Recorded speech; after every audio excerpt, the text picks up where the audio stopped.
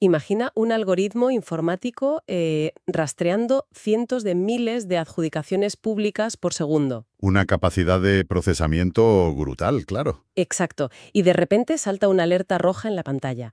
El 80% de los contratos menores de un ayuntamiento han ido a parar a 2 empresas. Dos empresas que, fíjate qué casualidad, comparten el mismo administrador. Y lo más fuerte de todo esto es que nadie ha presentado una denuncia formal. Ningún funcionario ha levantado la mano. Ha sido la máquina. Eso es, la máquina, cruzando bases de datos que antes no se hablaban entre sí, lo ha encontrado completamente sola. Pues aunque suene a ciencia ficción para la administración que tenemos ahora mismo, este es exactamente el núcleo del informe que tenemos hoy sobre la mesa. Bienvenidos a un nuevo análisis a fondo. Hoy traemos un documento que es francamente exhaustivo. Se titula, y cito textualmente, ¿Por qué España sigue suspendiendo .docx? Con un subtítulo que ya te dice por dónde van los tiros. De la impunidad a la integridad. Reforma integral anticorrupción en España. Vale, vamos a desgranar esto, porque la misión de nuestro espacio hoy es ir mucho más allá de los típicos titulares de escándalos que vemos en los telediarios todos los días. Sí, esos ya nos los sabemos de memoria. Claro, queremos entender los engranajes, o sea, por qué las leyes anticorrupción en nuestro país han fracasado sistemáticamente durante tantas décadas. Y lo más importante, cómo se puede diseñar un sistema que funcione de verdad. Porque al final esto es algo que afecta directamente a quienes nos escuchan. No estamos hablando de burocracia aburrida. ¿Qué va? Hablamos de cómo se esfuma el dinero público en contratos adjudicados a dedo bajo excusas de urgencia. Y de cómo el sistema actual parece diseñado para fallar, algo que los organismos europeos nos echan en cara constantemente. Es que para arreglar este desastre, primero hay que entender exactamente qué es lo que está roto. Y solemos meter todo en el mismo saco, ¿verdad? Totalmente. Usamos la palabra corrupción como si fuera un paraguas para cualquier cargo público haciendo algo turbio. Pero el documento hace una disección legal quirúrgica. Y es vital separar esos conceptos, porque no toda la corrupción es igual. Y si no sabes qué buscas, no puedes poner los controles adecuados. A ver, desglósanos esto un poco. Bueno, por un lado tenemos el cohecho. Este es el soborno de toda la vida. La imagen del sobre con dinero negro. Exacto. El sobre o el viaje a todo lujo pagado a un cargo público a cambio de un favor. Luego está la malversación, que es, digamos, el uso desleal de los fondos. Coger el dinero de la caja, para entendernos. Eso es. Desviarlo, ya sea inflando el precio de un contrato para llevarse una comisión o pagando gastos puramente personales con dinero público. Y a esto hay que sumarle el fraude en subvenciones. Que sería falsificar los papeles para llevarte una ayuda que no te toca, ¿no? Efectivamente. Pero lo fascinante aquí es que el documento insiste en que hay una pieza anterior a todo esto, la verdadera clave de bóveda. La puerta de entrada. Eso es. La prevaricación administrativa. Es el motor que permite la impunidad, pero requiere 4 elementos muy estrictos en el Código Penal. Vale, a ver cuáles son. Primero, que intervenga una autoridad o un funcionario. Segundo, que se dicte una resolución administrativa. O sea, que se firme un papel oficial, una licencia, un contrato. Exacto. Tercero, que esa resolución sea objetivamente injusta y arbitraria, que se salte la ley de forma flagrante. Y el cuarto, que es el gran escollo en los tribunales, es que tiene que hacerse a sabiendas. A sabiendas. O sea, no vale decir, uy, me equivoqué de formulario. ¿Qué va? No es un error burocrático ni una mala interpretación de una norma rara. El funcionario sabe que es ilegal y aún así lo firma. A ver si lo puedo visualizar con una analogía. Estoy pensando que es como si la prevaricación fuera el portero corrupto de una discoteca. A ver, desarrolla eso. Pues que el portero abre la puerta trasera del local a un grupo, sabiendo perfectamente que las normas de la discoteca lo prohíben.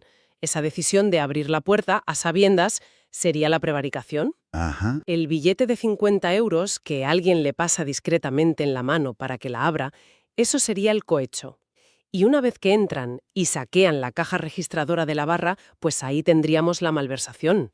Oye, pues es una forma buenísima de verlo. Muy precisa.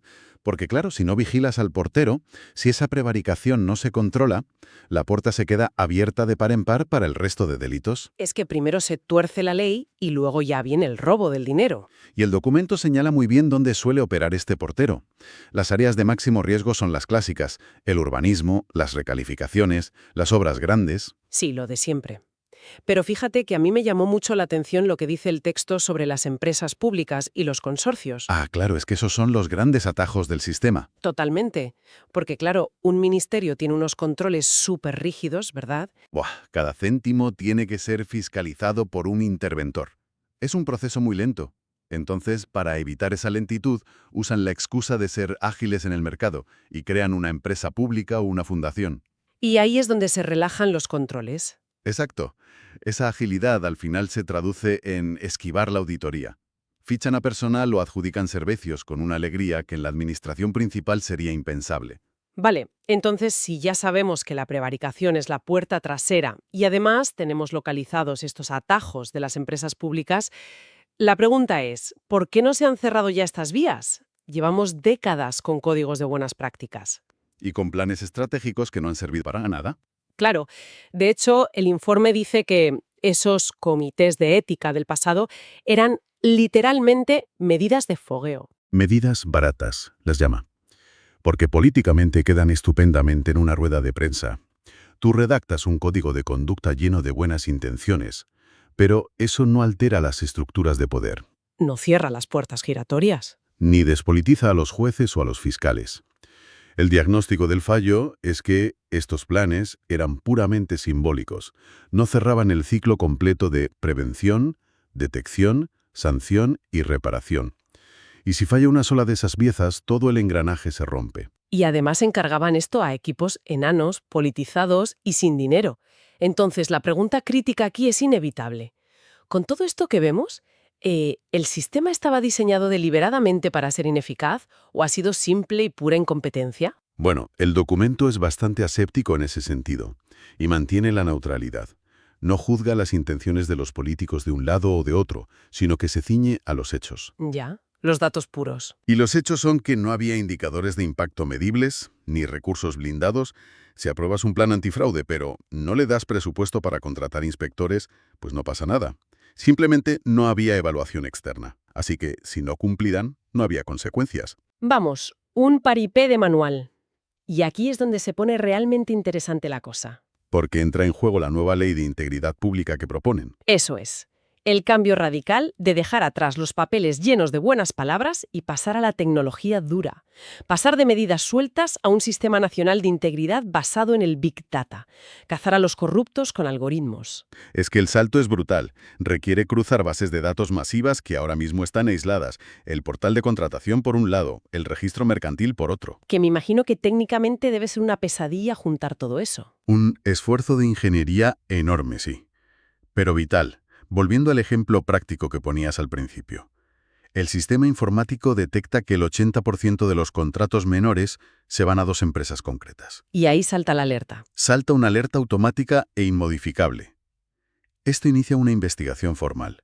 Hay un análisis preliminar y si hay indicios sólidos, se toman medidas cautelares inmediatas. Que esto es clave. Cortar el grifo antes de que el dinero desaparezca en un paraíso fiscal. Exacto. Se bloquean pagos y el expediente se manda directamente a Fiscalía. Y destaca una cosa muy importante del documento, la recuperación de activos.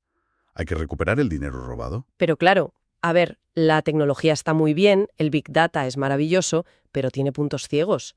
Un algoritmo no puede escuchar las conversaciones de pasillo. No, ni capta las presiones veladas en un despacho. ¿Sabe lo que pasa? Si conectamos esto con la perspectiva general, hay que decir una verdad muy incómoda.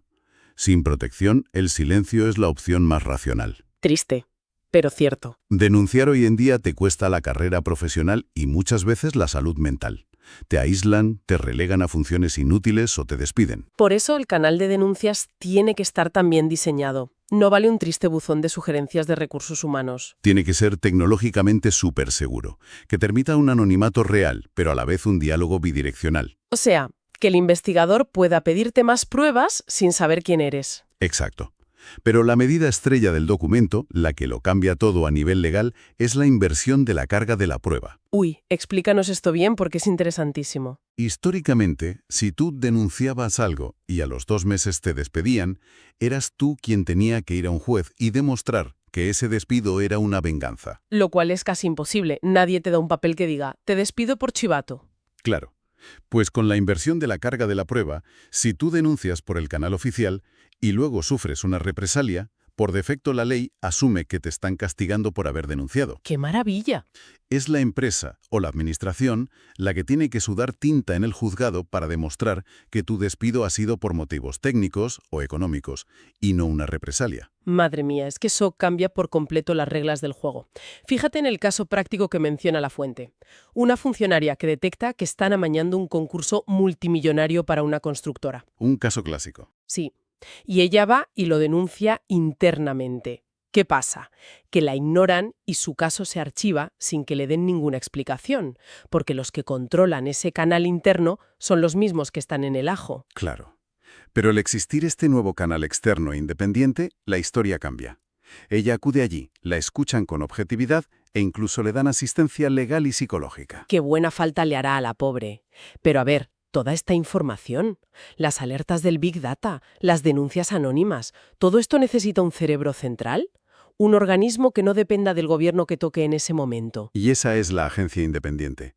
Pero claro, esto plantea una pregunta importante. ¿Cómo evitas que sea independiente solo en el nombre? Ya, que no sea un chiringuito más. Exacto. El documento desglosa unas garantías obligatorias.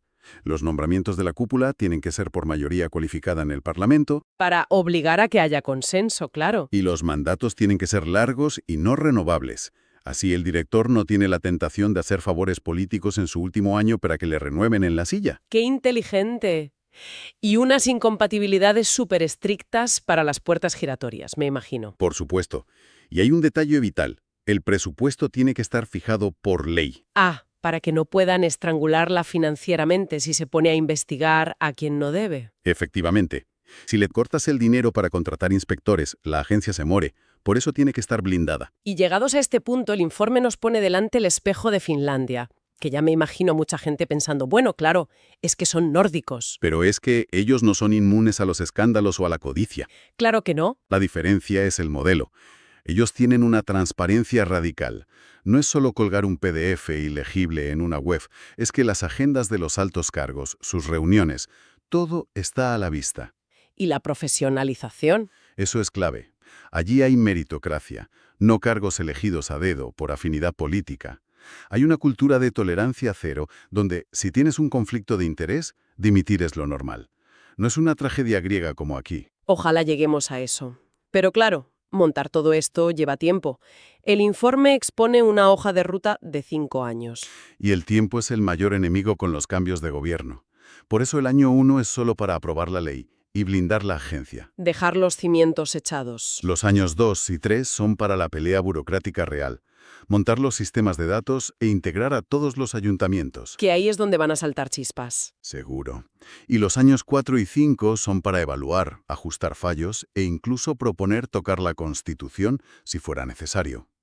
Pues nos acercamos al final y creo que tenemos que hacer una síntesis de las grandes lecciones de hoy para nuestra audiencia. Yo tengo la primera muy clara. A ver. Sin independencia real de los equipos técnicos y presupuesto blindado, cualquier plan anticorrupción es pura cosmética. Totalmente de acuerdo. La segunda lección que extraigo yo de las fuentes es que la integridad no es algo mágico que dependa de lo buena que sea la gente. Se diseña meticulosamente, con reglas claras, incentivos para denunciar y castigos inevitables. Y la tercera, volviendo a mi analogía, es que la prevaricación es ese portero de discoteca, el muro de contención principal que tenemos que vigilar sin descanso. Exacto. Pero antes de irnos, quiero dejar a quienes nos escuchan con una reflexión que va un pasito más allá de lo que dice el documento. Hoy hemos hablado de algoritmos que cazan contratos amañados. Sí, la tecnología como sabueso. Claro. Pero sabiendo que esa prevaricación exige actuar a sabiendas, que es algo muy humano, ¿qué pasará el día de mañana con la inteligencia artificial? ¿Hacia dónde vas? Imagina que una IA ya no solo lee facturas infladas a toro pasado, imagina que analiza el historial de un político, sus correos, sus relaciones pasadas y sus conexiones con empresas y predice matemáticamente quién tiene más probabilidades de corromperse antes incluso de que le nombren para el cargo. Ostras. Eso es como la película Minority Report, pero en la política. Exactamente. La pregunta que dejo en el aire es, ¿llegaríamos al punto de dejar que un algoritmo vetara a un político basándose en una probabilidad matemática? ¿Renunciaríamos a esa decisión humana? Es un dilema ético fascinante y, la verdad, un poco aterrador. Desde luego que sí. Bueno, ha sido un placer inmenso aprender y descubrir todas estas claves contigo y con nuestra audiencia hoy. El placer es mío. Yo también estoy seguro de que esto va a dar mucho que pensar. Sin duda. Volveremos pronto con más temas para desbranar. Hasta la próxima.